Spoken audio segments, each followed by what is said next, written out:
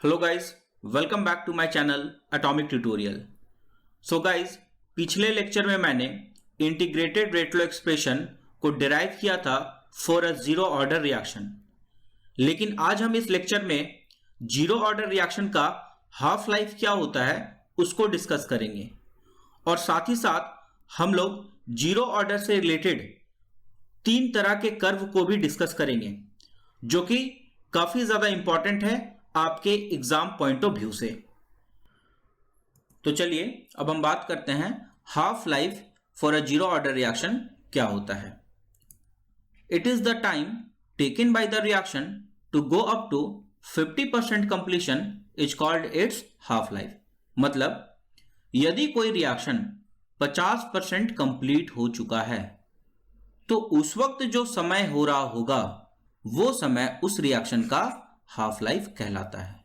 ध्यान से सुनिएगा फिर, यदि कोई रिएक्शन 50% कंप्लीट हो चुका है और उस वक्त जो समय हो रहा होगा वही समय उस रिएक्शन का हाफ लाइफ कहलाता है। अब चलिए हम इसको एक एग्जांपल के थ्रू समझते हैं। सपोज दैट आपके पास एक रिएक्शन है A, this gives to product P, और इस रिएक्शन का रेट कांस्टेंट K गिवन है। मतलब A जो रिएक्टेंट है ये प्रोडक्ट P का फॉर्मेशन कर रहा है। अब यदि हम T बराबर 0 पे बात करें तो T बराबर 0 पे A का कंसंट्रेशन कितना होता है? A0 होता है। ठीक है, A0 क्या है? A0 is the concentration of A at time T बराबर 0। अब अगर हम T बराबर T हाफ की बात करें तो T बराबर T हाफ मतलब हाफ लाइफ बीत चुका है रिएक्शन का, और हाफ लाइफ का मतलब क्या होता है कि 50% रिएक्शन कंप्लीट हो चुका है। तो इस A0 का 50% कितना होगा? A0 by 2 होगा, और A0 by 2 कंप्लीट हो चुका है, इट्स ऑलमोस्ट डन। अब बचा कितना? A0 minus A0 by 2 and this gives to A0 by 2। मतलब T बराबर T हाफ पे A का कंसंट्रेशन कितना है? A0 by 2। अब हम लोग ये बोल सकते हैं कि at time T half AT is equal to A0 by 2। AT क्या होता था? AT is the concentration of A at time T। किसी भी वक्त A का कंसंट्रेशन क्या है? AT। लेकिन हम वक्त तो डिफाइन कर दिए हैं ना कि हाफ लाइफ T हाफ, तो T हाफ पे A का कंसंट्रेशन A0 by 2 होगा, मतलब AT is equal to A0 by 2 होगा।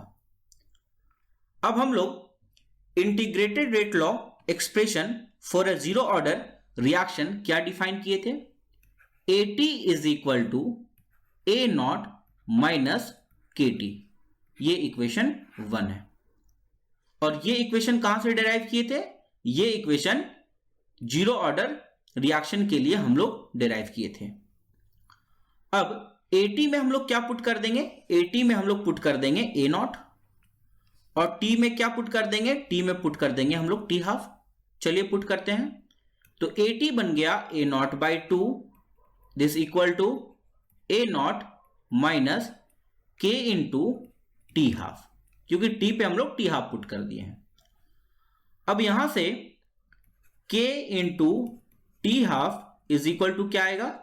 A0 minus A0 by 2, and therefore T half कितना निकल के आएगा?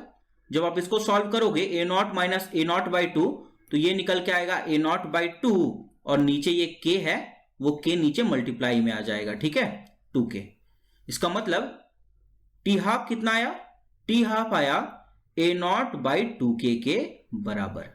ठीक है, और यही इक्वेशन कहलाता है half life for a zero order reaction. ठीक, मतलब अभी तक हम लोग क्या समझे? पिछले लेक्चर में मैंने integrated rate law expression for a zero order reaction के लिए निकालना सिखाया था, डिराइव करना सिखाया था, और आज इस लेक्चर में हम लोग जीरो ऑर्डर रिएक्शन का हाफ लाइफ देखे हैं। ठीक है, जो कितना निकल के आया है? T half is equal to A0 by 2K। Clear? तो चलिए अब हम बात करते हैं अपने 3 इंपॉर्टेंट कर्व की जो आपके एग्जाम पॉइंट ऑफ व्यू से काफी ज्यादा इंपॉर्टेंट है, और ये तीनों कर्व आपके जीरो ऑर्डर रिएक्शन से रिलेटेड होगा। तो अगर हम सबसे पहले कर्व की बात करें तो सबसे पहला कर्व होगा हमारा रेट वर्सेस कंसंट्रेशन ऑफ ए के बीच में। मतलब इस कर्व में हम लोग ये समझेंगे कि जो आपका रेट है किसके लिए, for a zero order reaction के लिए, वो कंसंट्रेशन ऑफ ए पे कैसे वेरी करता है। तो इस कर्व को ड्रॉ करने के लिए हम सबसे पहले ड्रॉ करेंगे एक्सिस। ये रहा आपका वाई एक्सिस। तो इस वाई एक्सिस पे हम किसको पुट करेंगे, इस रेट को पुट करेंगे, ठीक है। और ये रहा आपका एक्स एक्सिस, तो इस एक्स एक्सिस पे हम लोग कंसंट्रेशन ऑफ ए को पुट करेंगे। अब रेट वर्सेस कंसंट्रेशन ऑफ ए के कर्व को समझने के लिए हम लोग जीरो ऑर्डर रिएक्शन के लिए रेट के इक्वेशन को पकड़ेंगे। तो आप सब जानते हैं कि इन अ जीरो ऑर्डर रिएक्शन जो रेट होता है वो किसके बराबर होता है, रेट कांस्टेंट के बराबर होता है for a zero order reaction. अब हम इस R को पुट कर देंगे Y, क्योंकि हम रेट को कहां पे रखे हैं, Y के ऊपर रखे हैं। और इस K को हम पुट करेंगे एज इट इज, क्योंकि ये तो एक कांस्टेंट वैल्यू है, ठीक है। मतलब यहां से कर्व क्या आ रहा है, Y is equal to constant का कर्व आ रहा है।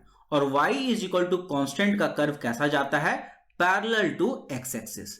मतलब y x पे डिपेंड कर ही नहीं रहा है। इसका मतलब जो आपका रेट है ये कंसंट्रेशन ऑफ a पे डिपेंड करता ही नहीं है। मतलब आपका कंसंट्रेशन ऑफ a कम हो या ज्यादा हो, रेट फिक्स होता है रेट कांस्टेंट के बराबर, ठीक है। तो चलिए अब हम बात करते हैं अपने दूसरे कर्व की, और ये कर्व इस बार हम ड्रॉ करेंगे concentration of A versus time के बीच में। मतलब concentration of A for a zero order reaction time पे कैसे डिपेंड करता है, इस कर्व के थ्रू हम समझेंगे। तो कर्व को ड्रॉ करने के लिए हम लोग सबसे पहले एक्सिस को ड्रॉ करते हैं। तो ये रहा आपका वाई एक्सिस और ये रहा आपका एक्स एक्सिस। इस बार वाई एक्सिस में क्या रखेंगे, इस बार वाई एक्सिस पे हम रखेंगे कंसंट्रेशन ऑफ ए, और एक्स एक्सिस पे क्या रखेंगे, टाइम को, ठीक है। अब concentration of A versus time के कर्व को ड्रॉ करने के लिए हम लोग जीरो ऑर्डर के इंटीग्रेटेड रेट लॉ एक्सप्रेशन वाले इक्वेशन को उठाएंगे। और वो इक्वेशन क्या था, AT is equal to A nought minus KT। मतलब T बराबर जीरो पे, T बराबर जीरो पे जो AT है वो कितना निकल के आएगा, A नॉट के बराबर निकल के आएगा, क्योंकि ये वाला टर्म जीरो हो जाएगा, ठीक। मतलब अगर इस पॉइंट पे बात करें तो इस पॉइंट पे टाइम जीरो है, तो A का कंसंट्रेशन कहीं यहां पे होगा और ये कंसंट्रेशन A नॉट के बराबर होगा, ठीक। अब अगर इसके कर्व को ड्रॉ करना है तो हम लोग क्या करेंगे, इस AT को पुट कर देंगे Y। क्यों, क्योंकि AT को हम लोग y एक्सिस पे रखे हैं। Is equal to A naught constant है तो इसको एज इट इज रखिए, माइनस K कॉन्स्टेंट है एज इट इज रखिए, इनटू T, और T को हम लोग x एक्सिस पे लिए हैं तो इसको पुट कर देंगे x। अब ये इक्वेशन कैसा बनेगा, y is equal to minus KX plus A naught. अब इस इक्वेशन को हम लोग ऐसे लिख सकते हैं, y इज इक्वल टू इस माइनस k को हम लोग पुट कर देंगे m, ठीक है, इंटू x प्लस इस a नॉट को पुट कर देंगे c।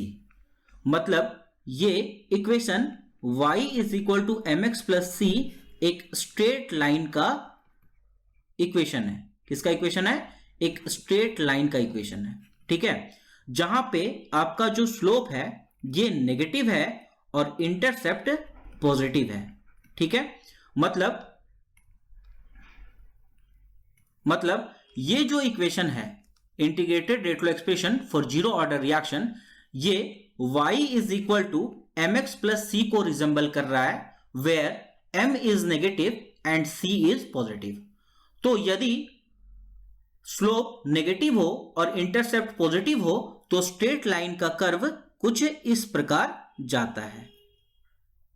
ठीक है, यहां पे स्लोप कैसा है, नेगेटिव है। ठीक है, ये नेगेटिव स्लोप है। और इंटरसेप्ट कैसा है, इंटरसेप्ट पॉजिटिव है। ठीक, अब अगर इस कर्व में हम लोग हाफ लाइफ को देखना चाहे तो कैसे देखेंगे। देखिए, इस पॉइंट पे समय कितना है, 0 है। तो अगर समय 0 है तो कंसंट्रेशन ऑफ ए नॉट के बराबर है। ठीक, अब समय बीतता गया तो जैसे जैसे समय बीत रहा है आपका, तो कंसंट्रेशन ऑफ ए भी क्या हो रहा है, डिक्रीज हो रहा है। ठीक है, और इस वक्त पे कंसंट्रेशन ऑफ ए पूरा डिक्रीज हो गया, 0 हो गया। मतलब इस समय पे आपका रिएक्शन कंप्लीट हो चुका है। अब कंसंट्रेशन ऑफ ए शुरू में ए नॉट था, कब, जब समय 0 था तब। समय बीता, कंसंट्रेशन ऑफ ए डिक्रीज हुआ। तो suppose that concentration of A decrease होते होते इस पॉइंट पे आ गया, और ये पॉइंट कितना है, ए नॉट बाई 2 है। मतलब जब concentration of A naught by 2 हो गया, उस वक्त पे जो हम टाइम निकालेंगे वो टाइम किसके बराबर आएगा, टी हाफ के बराबर आएगा। ठीक है, और हाफ लाइफ भी हम लोग किसी भी रिएक्शन का यही डिस्कस किए थे कि जब आपका रिएक्शन 50% कंप्लीट हो जाता है और उस वक्त पे जो समय हो रहा होगा वही समय टी हाफ के बराबर होता है। ठीक है, अब हम लोग चलते हैं अपने थर्ड और आखिरी ग्राफ के ऊपर, और ये ग्राफ होगा T half versus concentration of A naught के बीच में। मतलब हाफ लाइफ और इनिशियल कंसंट्रेशन के बीच में कर्व किस प्रकार होगा उसको हम लोग समझेंगे। तो फिर से इस कर्व को ड्रॉ करने के लिए हम लोग एक्सिस को पकड़ेंगे। ठीक है, ये रहा हमारा y एक्सिस, और इस बार y एक्सिस को ऊपर हम लोग रखेंगे टी हाफ को। ये रहा हमारा x एक्सिस, और इस बार x एक्सिस के ऊपर रखेंगे हम लोग ए नॉट को। अब T half versus A naught के कर्व को समझने के लिए हम लोग half life for a 0 order वाले इक्वेशन को उठाएंगे, जो कितना था, T half is equal to A naught by 2k। Clear. अब इस बार टी हाफ को हम लोग क्या पुट कर देंगे, y पुट कर देंगे। ए नॉट हमारा x एक्सिस पे है, इसको x पुट कर देंगे बाई 2k। अब ये y हो गया एज इट इज, 1/2k को हम लोग m पुट कर सकते हैं, और ये x एज इट इज। मतलब graph y is equal to mx को रिजेंबल कर रहा है। T half is equal to A naught by 2k, ये equation y is equal to mx को रिजेंबल कर रहा है। और y is equal to mx एक स्ट्रेट लाइन का ग्राफ होता है। ठीक है, जो कहां से पास करता है, ओरिजिन से पास करता है। क्यों, क्योंकि इसका स्लोप पॉजिटिव है और इंटरसेप्ट 0 है। इंटरसेप्ट 0 होने का मतलब क्या होता है कि आपका ग्राफ y एक्सिस को कहीं भी कट नहीं करेगा। ठीक है, इंटरसेप्ट का मतलब यही होता है कि आपका ग्राफ y को काट रहा है। तो यहां पे तो इंटरसेप्ट 0 है, मतलब y एक्सिस पे आपका ग्राफ कहीं काटेगा नहीं। ठीक है, इसका मतलब आपका जो ग्राफ है ये ओरिजिन से पास करेगा विथ पॉजिटिव स्लोप। ठीक है।